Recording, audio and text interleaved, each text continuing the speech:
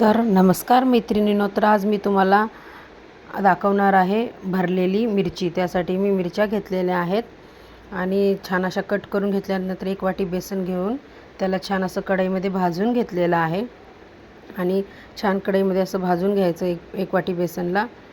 आणि छान असं खरपूस भाजल्याच्या नंतर ना, तर बघा आपलं बेसन किती छान आणि खरपूस भाजलेलं आहे।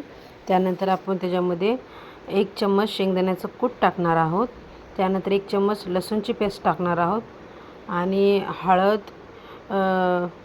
धना पावडर, गरम मसाला, थोडीशी लाल तिखट आणि कोथिंबीर टाकून थोडंसं हिंग टाकून छान मिक्स करणार आहोत आणि एक चवीपुरतं मीठ टाकणार आहोत। आत्ताच छान मिक्स केल्याच्या नंतर तेल टाकणार आहोत। त्यानंतर त्याला छान हाताने मिक्स करणार आहोत।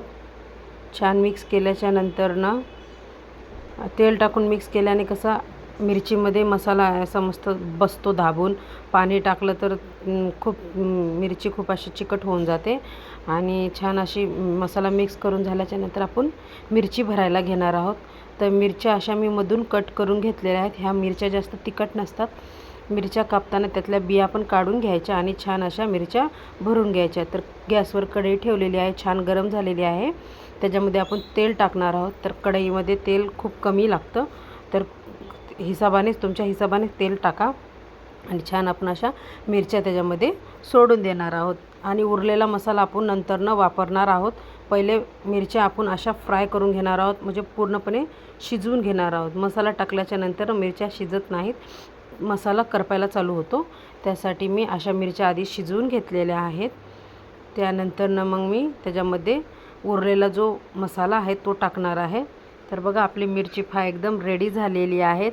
तर ही आपण वरण भात, चपाती, भाकरीसोबत खाऊ शकतो आणि ह्या मिरच्यांना आपण 8 दिवस फ्रीजमध्ये ठेवू शकतो। जेव्हा पाहिजे तेव्हा आपण गरम करून खाऊ शकतो। तर ह्या मिरच्या खूप टेस्टी लागतात। तर तुम्हाला कसा वाटला व्हिडिओ? तर तुम्हाला व्हिडिओ आवडला असेल तर रेश्माज लाईफ या चॅनलला सबस्क्राईब करायला विसरू नका आणि तुम्हाला मिरचीची रेसिपी आवडली असेल तर चॅनलला लाईक करा, शेअर करा, सबस्क्राईब करा आणि मला कमेंट करून सांगायला विसरू नका की मिरची कशी बनली आहे। Thank you, bye.